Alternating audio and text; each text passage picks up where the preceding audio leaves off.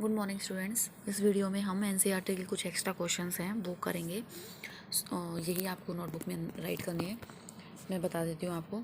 वैसे तो आपको इनके आंसर आने चाहिए, बट फिर भी लेसन अगर हमने रीड किया है तो मैं इसको थोड़ा सा क्लियर कर देती हूँ। फर्स्ट क्वेश्चन आपका, give reasons. Aluminium foils are used to wrap food items. जो एल्यूमिनियम फॉइल्स होती हैं वो फूड रैप करने में यूज़ की जाती हैं, ऐसा क्यों? देखो, सिंपली हमने एक मेलेबिलिटी प्रॉपर्टी की थी कि जो मेटल होती है उनको अगर हम मेल्ट करते हैं, मतलब कि मेटल को हम शीट में कन्वर्ट कर सकते हैं। मेटल के अंदर ही ये प्रॉपर्टी होती है, इसीलिए एल्यूमिनियम जो है एक मेटल है, मेलिएबल है। सो हम इसको शीट में ड्रॉन कर सकते हैं थिन शीट्स के अंदर, और फॉइलिंग में ये वर्क काम आती है। ठीक है। Second, immersion rods for heating liquids are made up of metallic substance. Simply जो मेटेलिक सब्सटेंस होते हैं वो क्या होते हैं? गुड कंडक्टर्स होते हैं।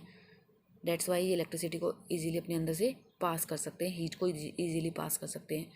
डेट्स वाई हम इमर्जन रोड्स जो होती हैं उन लिक्विड्स को हीट करने के लिए वो मेटेलिक सब्सटेंस लेते हैं।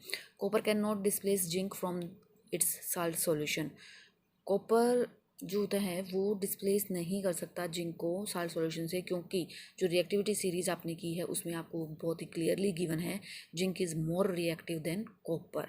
ठीक है, इसलिए नहीं कर सकता, क्योंकि एक less reactive metal more reactive metal को डिस्प्लेस नहीं कर सकती। सेकंड जो है, that is, can you store the lemon pickle is in an aluminium utensil. Explain. क्या आप लेमन पिकल को एल्यूमिनियम अटेंसिल्स में रख सकते हैं?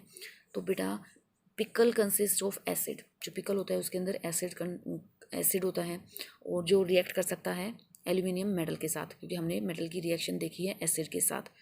ठीक है, तो उससे क्या चीज़ प्रोड्यूस होगी? साल्ट प्रोड्यूस होगा और हाइड्रोजन गैस, इसलिए हम उसको स्टोर नहीं करके रख सकते।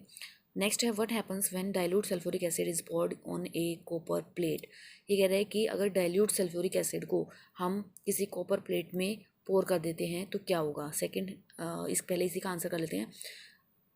No reaction occurs when dilute sulphuric acid is poured on a copper plate. कोई रिएक्शन नहीं होगा। हाँ, बट अगर हम कंसनट्रेटेड सल्फ्यूरिक एसिड को डाल देते हैं तो कंसनट्रेटेड सल्फ्यूरिक एसिड जो है वो रिएक्ट करेगा और कॉपर सल्फेट फॉर्म हो जाता है, प्लस हाइड्रोजन गैस रिमूव हो जाती है।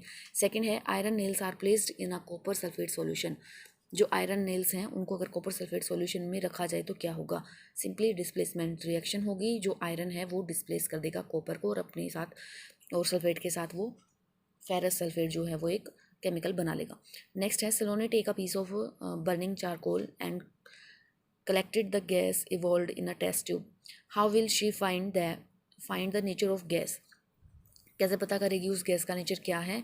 And write down word equation of all the reactions taking place in this process. इस प्रोसेस में जो भी रिएक्शंस होती हैं उनको वर्ड्स में राइट करना है। देखो, in a test tube containing gas add a few drops of water. जिसके अंदर गैस है उसमें हम फ्यू ड्रॉप्स ऑफ वाटर की ऐड कर देंगे और उसको कवर कर देंगे, अच्छे से शेक करेंगे। After shaking test the solution with blue litmus. जो ब्लू लिटमस पेपर होता है उससे हम उसको चेक करेंगे। अगर उसका कलर जो है वो ब्लू से रेड में कन्वर्ट हो जाता है, डैट मीन्स जो गैस है वो एसिडिक है नेचर में। अब इसकी जो इक्वेशन है वो क्या रहेगी? चारकोल क्या होता है? एक तरह का कार्बन को हम ऑक्सीजन के साथ रिएक्ट करवा रहे हैं तो क्या बनेगा?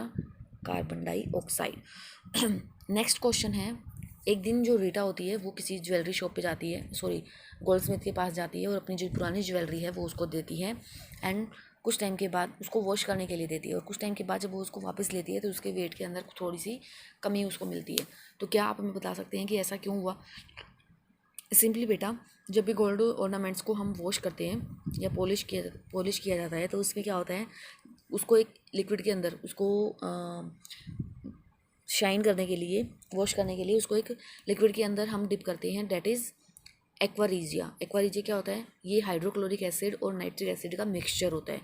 ठीक है, जैसे ही हम इसको इसके अंदर मिक्स करते हैं, इसकी जो अपर लेयर होती है, जो डल लेयर होती है वो डिसअपियर हो जाती है, यानी कि वो उस रिजिया के अंदर डिसोल्व हो जाती है, और जो शाइनी लेयर होती है वो हमें दिखाई देने लग जाती है। इसी वजह से, क्योंकि जो अपर लेयर उसमें डिसोल्व हुई है वो रिड्यूस कर देती है उसके वेट को। क्लियर है?